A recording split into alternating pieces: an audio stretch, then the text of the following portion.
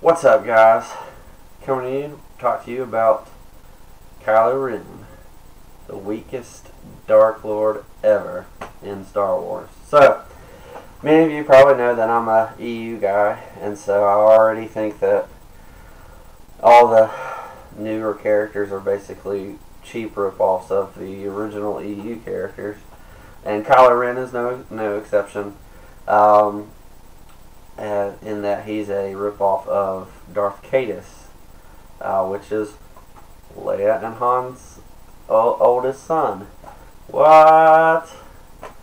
You're telling they had an oldest son that also fell to the dark side in the EU? Whoa! Yep, and he was a lot cooler. But we're not going to talk about that too much. I'm going to tell you why The Rise of Skywalker proves that Kylo Ren was a very weak Sith. Really, he's just a Dark Jedi. He's not even a Sith. And the reason is because he didn't take the name Darth. He did not take the name Darth. So you're like, what does that have to do with anything? Can't he just be Kylo Ren? I mean, he changed his name, he rejected his family, all that yada yada blah blah blah whatever. No, because he was not strong enough to in the dark side, and he was not strong enough in his own way to take on a Darth title. And you're like, well, who cares about the title? What is in the title? So we find out in this book right here,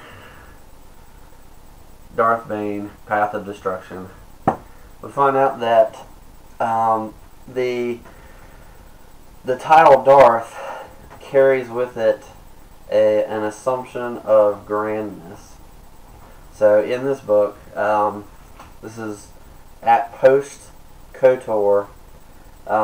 It's about 1,000 BBY, which is before the Battle of Yavin, and Bane is rising in the ranks of the Sith. One thing he learns is that the guys in charge, I think the guy that's in charge, if I'm not mistaken, it's been a while since I've read it, is a fallen Jedi who has reformed the ways of the Sith so that they all see themselves as equals and honorable. And he has actually forbidden the use of the name Darth, because the title Darth is an assumption that you are better, that you are the best, you are the Dark Lord. There's debates about where Darth comes from, and most people say that it comes from two words. I don't remember what they are. From one of the oldest cultures in the universe, and you see them in KOTOR. I think that's the first time we see them. And basically it's saying like leader, lord, master, or whatever, if I remember right. It's been a while. Anyways, it's an assertion for the Sith of the one of ultimate power, the Dark Lord. That's basically what Darth means. You are the Dark Lord. You are the man, or his apprentice, or female. There's female Darths, but you're the man. You're the guy. You're the top. And so in this book, they ban the use of Darth because they don't want one person to be ruling over everybody. They want everybody to be seen as equals, and they go on and on about the sense of honor and stuff, being honorable. And really the main point is that the guy wants to use the other Sith. He sees that they're stronger united, supposedly. They're stronger united to fight the Jedi.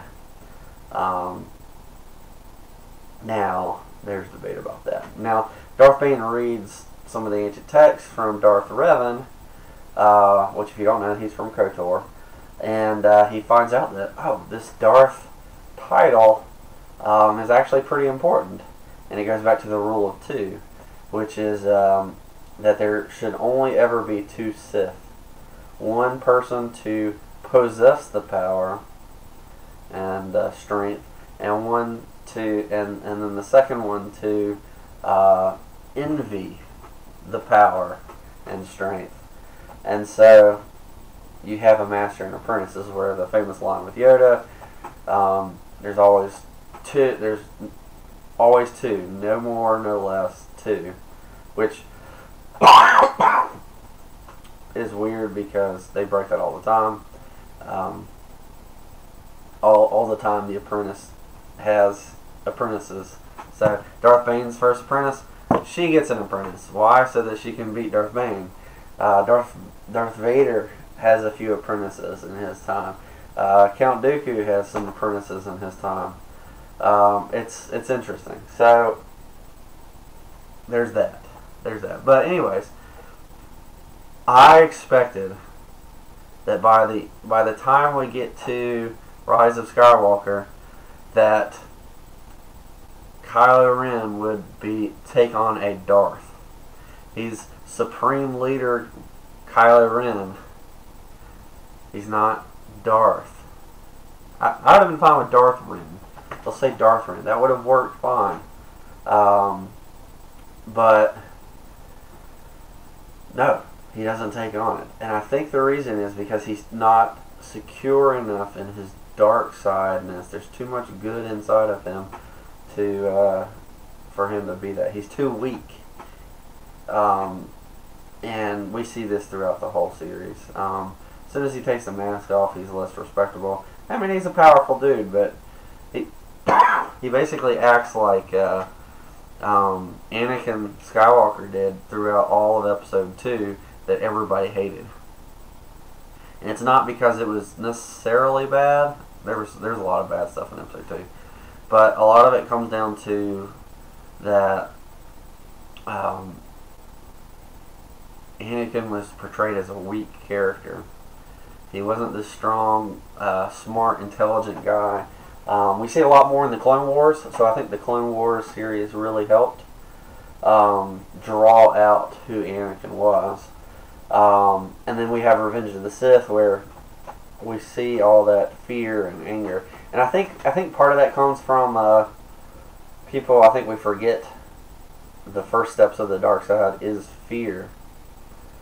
Fear leads to anger. Anger leads to hate. Hate leads to suffering. And so I think that's right. I'm tired. Sorry. But fear's the first step. And so fear of loss is what Anakin feels, and that leads to anger, which we see in Episode 3. So Episode 1, we have fear. Episode 2, we have fear. Episode 3, we have anger. And we also get hate. And then we also get suffering. So we had a lot of fear in Episode 2, and then we get all the other three in the third movie. But Kylo Ren doesn't really have any of that. We don't really see fear. Not really understand why he's angry. We see hate. That's it. We just see hate. Not sure why he turned to the dark side.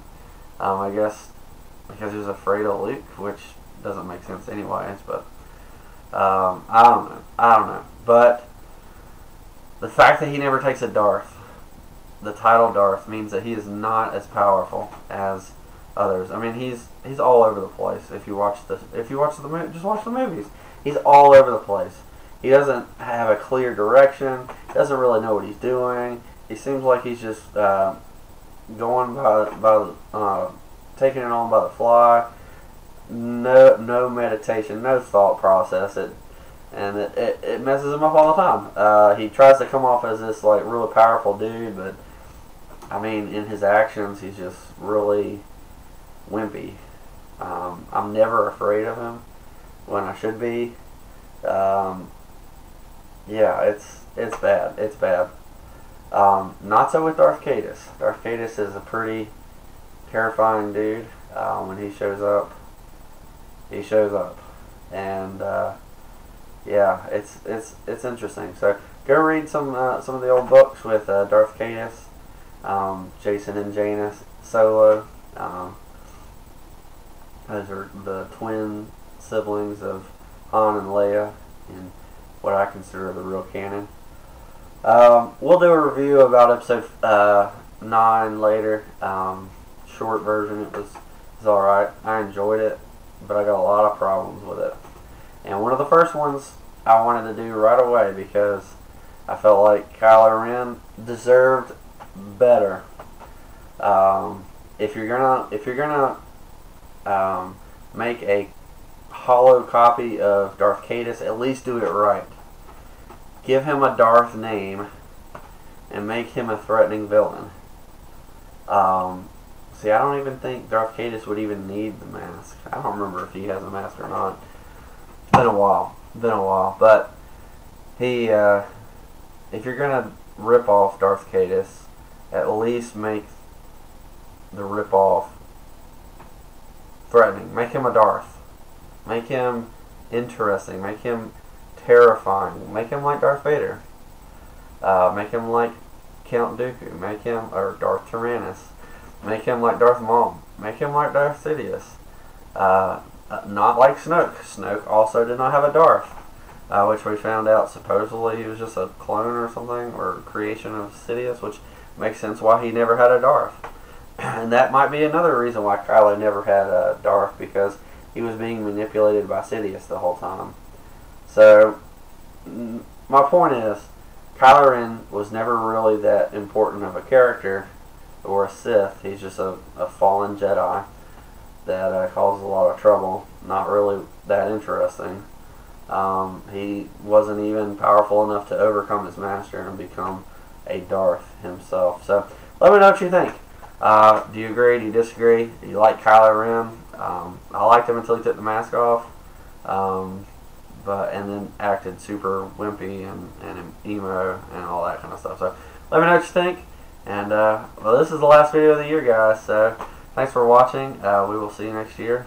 And, peace.